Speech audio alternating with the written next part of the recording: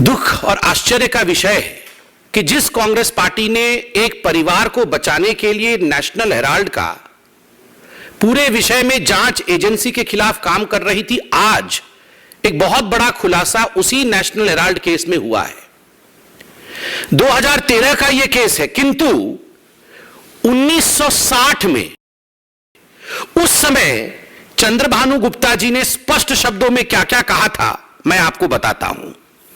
किताब में चंद्रभानु गुप्ता जी कहते हैं कि जो नेशनल हेराल्ड है उसके फंडिंग को लेकर बहुत सारे सवाल हम सबके मन में उठते रहे। जिस प्रकार से यह नेशनल हेराल्ड है, यह कोई कांग्रेस की पत्रिका नहीं। चंद्रभानु गुप्ता जी कहते हैं यह कोई स्वतंत्रता संग्रामियों के लिए या भारतवर्ष की कहानी को प्रतिपादित करने की कोई अखबार नहीं।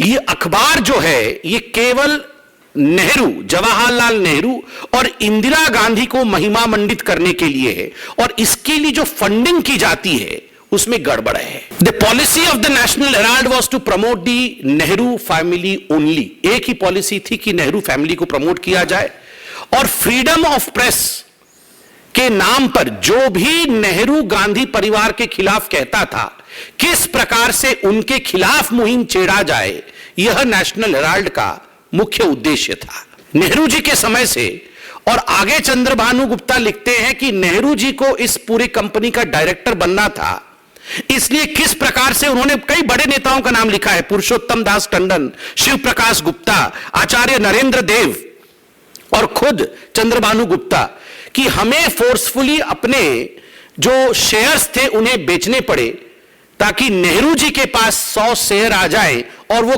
कैसे भी येन केन प्रकारेण डायरेक्टर बन जाए ताकि कंट्रोल उनके पास चला जाए। अंग्रेज साम्राज्य यूके को पछाड़ करके भारत वैश्विक आर्थिक जगत में, इकोनॉमिक वर्ल्ड में और इकोनॉमिक पोजीशन में भारत कल 5वें नंबर का देश बना, और यूके जो 5वें नंबर का देश था वो 6ठे पोजीशन में चला गया। ये क्रॉस जो है सेंट जॉर्ज का क्रॉस है, उनकी निशानी है जो ब्रिटिशर्स ने लगाया था। जब 2001 और 2004 के बीच में वाजपेयी जी की सरकार रही, तो आदरणीय वाजपेयी जी की सरकार ने ब्रिटिश के इस निशानी को मिटाया था, हटा दिया था। उसके बाद पुनः सोनिया जी के आग्रह करने पर कि इस निशानी को, सेंट जॉर्ज की निशानी को, अंग्रेजों के इस निशानी को पुनः स्थापित की जाए, उसे मिटाई ना जाए, तो अंग्रेजों के उस निशानी को पुनः स्थापित किया गया। और आज हम गर्व के साथ कह सकते हैं कि मोदी है तो मुमकिन है। आज कई विषय हैं जिनको आपके सामने हमें रखना है। आप सभी जानते हैं भारत में जिस प्रकार से माननीय प्रधानमंत्री जी ने कुछ दिनों में भ्रष्टाचार के खिलाफ एक मुहिम छेड़ा है, जीरो टॉलरेंस अगेंस्ट करप्शन, यह भारतीय जनता पार्टी की सरकार का स्लोगन रहा है। तो स्वाभाविक रूप से भ्रष्टाचार को लेकर जिस प्रकार एक मुहिम पूरे हिंदुस्तान में चल रहा है वो हम सब देख रहे हैं। सही मायने में भ्रष्टाचार और घोटाला वर्सेस विकास और स्वाभिमान की लड़ाई आज पूरे भारतवर्ष में चल रही है। आज एक प्रमुख खबर सामने आया है और यह खबर नेशनल हेराल्ड को लेकर है। आप सभी जानते हैं कि जहां तक नेशनल हेराल्ड का विषय है, 2013 से नेशनल हेराल्ड पर केस चल रहा है, और सोनिया जी और राहुल जी अक्यूज नंबर 1 और अक्यूज्ड नंबर 2 दोनों ही बेल पर बाहर हैं। और अभी कुछ दिनों पहले जब जांच एजेंसियों ने दोनों मां बेटे को बुला करके पूछताछ किया था, तो पूरे देश में किस प्रकार का एक माहौल बनाने की कोशिश कांग्रेस ने की थी वो भी हमने देखा था। The Congress tried to be disruptive. The Congress tried, in fact, to pressurize the investigative agencies. And the Congress spread mayhem. पूरे हिंदुस्तान में एक दंगा और बलवा करवाने की कोशिश कांग्रेस की रही थी। कहीं टायर जल रहे थे तो कहीं उनके कार्यकर्ता दंगा कर रहे थे।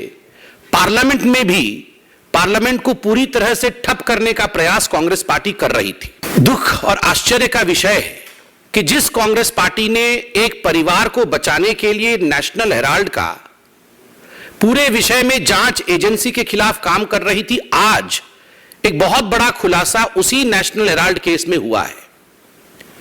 2013 का यह केस है, किंतु 1960 में कांग्रेस के अंदर ही 4 बार के उनके उत्तर प्रदेश के मुख्यमंत्री आदरणीय चंद्रभानु गुप्ता, जो उत्तर प्रदेश के 50 से 60 के दशक के बीच में एक बहुत बड़े लीडर हुए, नेता हुए, जो 4 बार के उत्तर प्रदेश के मुख्यमंत्री कांग्रेस की तरफ से रहे, अब उनकी एक किताब छपी है विगत वर्ष। गुप्ता जी को स्वर्ग सिधारे 4 दशक हो चुका है, मगर उन्होंने अपनी जीवनी लिखी थी। जीवनी का नाम है सफर कहीं रुका नहीं, झुका नहीं।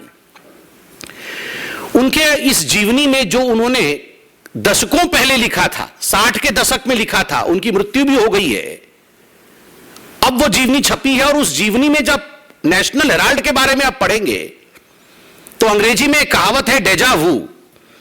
आपको ऐसा लगेगा मानो हू बहू वही सब कुछ आज फिर से रूपांतर हो रहा है, फिर से उसी कहानी को दोहराई जा रही है। उस समय चंद्रभानु गुप्ता जी ने स्पष्ट शब्दों में क्या क्या कहा था, मैं आपको बताता हूं। किताब में चंद्रभानु गुप्ता जी कहते हैं कि जो नेशनल हेराल्ड है उसके फंडिंग को लेकर बहुत सारे सवाल हम सबके मन में उठते रहे। जिस प्रकार से यह नेशनल हेराल्ड है, यह कोई कांग्रेस की पत्रिका नहीं है।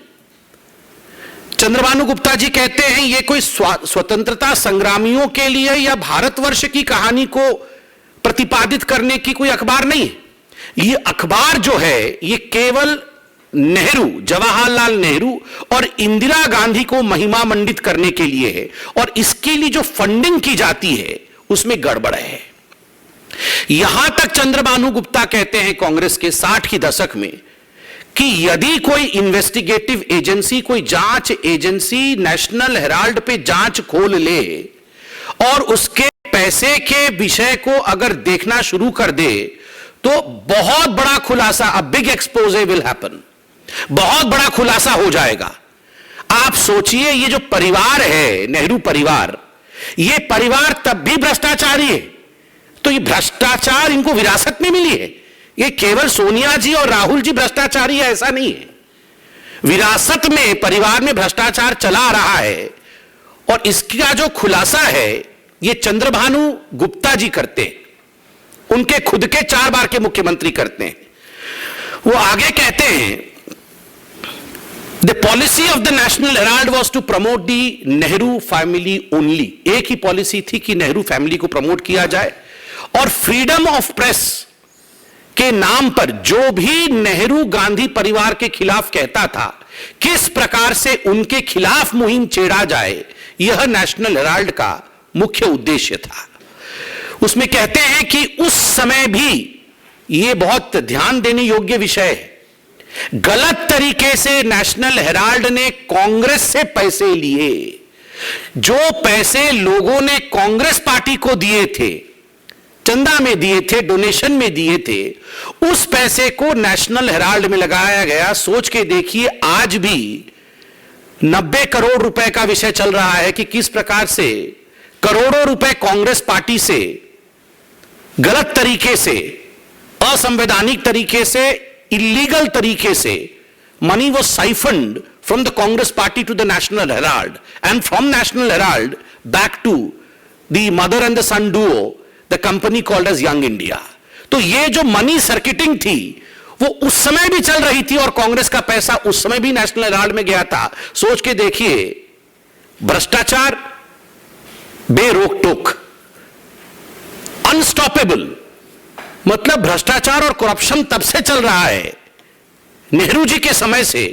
और आगे चंद्रभानु गुप्ता लिखते हैं कि नेहरू जी को इस पूरी कंपनी का डायरेक्टर बनना था, इसलिए किस प्रकार से उन्होंने कई बड़े नेताओं का नाम लिखा है, पुरुषोत्तम दास टंडन, शिव प्रकाश गुप्ता, आचार्य नरेंद्र देव और खुद चंद्रभानु गुप्ता, कि हमें फोर्सफुली अपने जो शेयर्स थे उन्हें बेचने पड़े ताकि नेहरू जी के पास 100 शेयर आ जाए और वो कैसे भी येन केन प्रकारेण डायरेक्टर बन जाए ताकि कंट्रोल उनके पास चला जाए।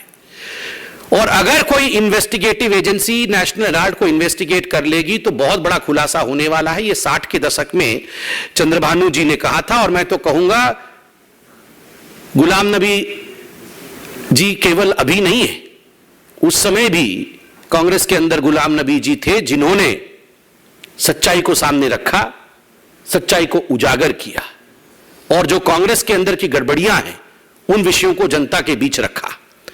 बंधुगण, हम लोगों को कोई बता रहा था अभी, आप में से किसी बंधु ने बताया कि कल शायद भारत तोड़ो आंदोलन शुरू कर रही है कांग्रेस पार्टी।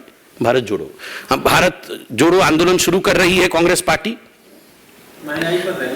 हाँ, कल भारत जोड़ो कुछ आंदोलन शुरू कर रही है कांग्रेस पार्टी को। इस प्रेस कॉन्फ्रेंस के बाद हमारी हिदायत है, भारत केवल वही जोड़ सकता है जो भ्रष्टाचार छोड़ सकता है। जो भ्रष्टाचार छोड़ नहीं सकता वो भारत जोड़ कैसे सकता है? ये भारत जोड़ो नहीं, ये गांधी परिवार बचाओ आंदोलन इनका आरंभ हो रहा है। मैं चाहता हूं कि आज इस प्रेस कॉन्फ्रेंस के बाद राहुल गांधी इस विषय पर अपनी टिप्पणी करें। आंदोलन से पहले वो इस विषय को बताएं कि वास्तविकता क्या है।